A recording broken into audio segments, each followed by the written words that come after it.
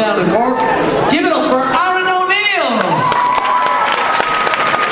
Come on, give a chopper an applause as a Munster final. That's it, come on, it is the final. So once again, the best of order for Aaron. Take it away. Good afternoon to you and welcome to Liveline. I'm your host Joe Duffy. Good afternoon to you. Now, I'm sure that you, the audience, are desperate to discover the subject of tonight's programme. Well, it has become apparent, and it's coming up on my screen here, that this country is suffering from a wave of New Year's resolutions in the aftermath of the Christmas period. It seems that not even our most prominent public figures are safe from this torrent of self-improvement. We go now to just one celebrity affected by the New Year's resolutions, lead singer of Boyzone, Ronan Keating. Good afternoon to you. Fair play. Go on, tell us, Ronan. Tell us about how you plan to turn your life around from the desperate pit of despair you currently find yourself in. Go on. Well, in fairness, Joe, I wouldn't go that far. I just thought, I'd do things a bit differently this year. In fairness, back to the ironing board and all that. 2013, lads. Come on! Terrible stuff. Stay on the line, Ronan. Ronan Keating is not the only member of Boyzone to be affected by the New Year's resolutions. Keith Duffy joins us for a few words. Keith Duffy, good afternoon to you. How are you, buddies? I'd just like to say, buddies, that New Year's resolutions are easy. New Year's resolutions normally come about as a result of self-reflection, i.e. examining one's flaws, as opposed to battering yourself with a bathroom mirror. Truly mesmerising stuff. Stay on the line. Boyzone are not the only musicians that are undergoing a wave of self-reflection. Country singer Daniel O'Donnell, good afternoon to you. How are you, Joe? Well, I'm just utterly delighted to be doing my own New Year's resolutions now this year. And this year now, I've decided to release even more albums for the lot of you. Can you not see it? Can you not see the excitement bursting and bubbling out of me? I tell you, I don't know about you, but my mommy is so proud of me, so she is. Terrible news, Daniel. Sporting personalities are also undergoing the New Year's resolutions. Roy Keane, good afternoon to you. Well, obviously, as I said before, awkward two New Year's resolutions at the end of the day.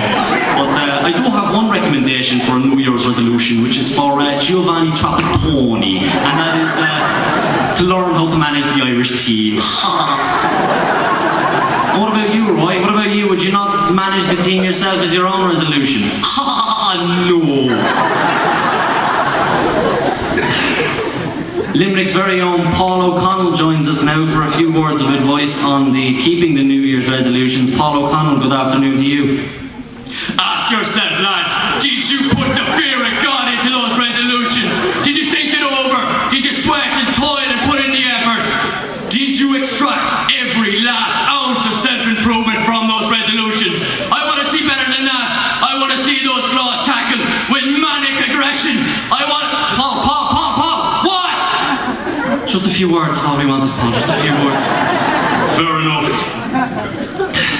Also joining us from the Munster team is Ronan O'Gara for a new advertisement. Ronan O'Gara, good afternoon.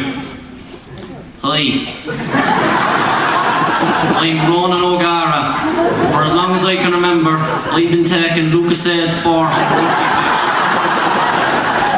But recently I realised there are more important things in life, like fighting. In those crucial last 15 minutes of the game, if ever you feel the need to go the extra mile, there's no better way to do it than to stop and bait the fella next to you. Lucasade fighting gets you over the line and off the pitch. Good luck, Ronan. Also joining us now from the political spectrum, we have Taoiseach Enda Kenny. Enda Kenny, what have you got to say about the New Year's resolutions? Go on. Well, hello, Mr. Duffy. And may I say to you, I don't think there's a need for any New Year's resolutions this year. I think that people in this country would agree with me that this government is perfect, just the way it is. Right? I even got a sticker from the Dutch Prime Minister for being the best boy in the European Union.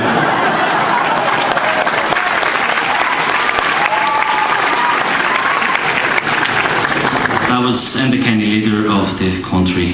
We go now to Minister for Social Protection, John Borton. John Borton, you agree with the points raised by Mr. Kenny? Thank you, Joe.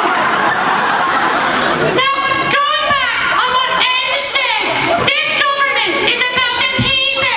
And can I just say that we think that the best way to cater to the people is to shout at them as loudly as we can until they can't hear anything else.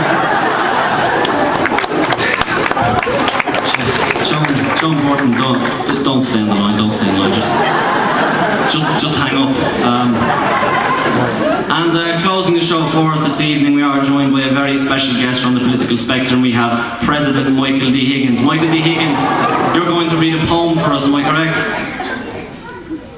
Yes, indeed, most certainly I am. Just let me retrieve the poem from my pocket.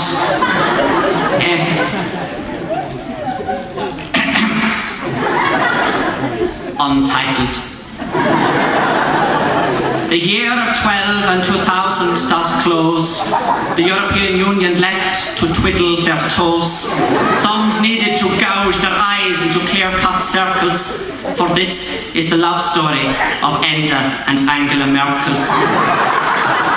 The IMF bailout did bring them to meet. 'Twas love at first sight, Enda grovelled at her feet. I'll give you cutbacks on austerity, he said with loving intention. Just please let me keep my old age pension. The two were inseparable, their love a pastiche. She even let him take Michael Noonan off the leash. The poor people of Ireland, they could not determine why for all intents purposes their Taoiseach was a German. German champions of Europe, it really has come full circle. For this is the love story of Enda and Angela Merkel.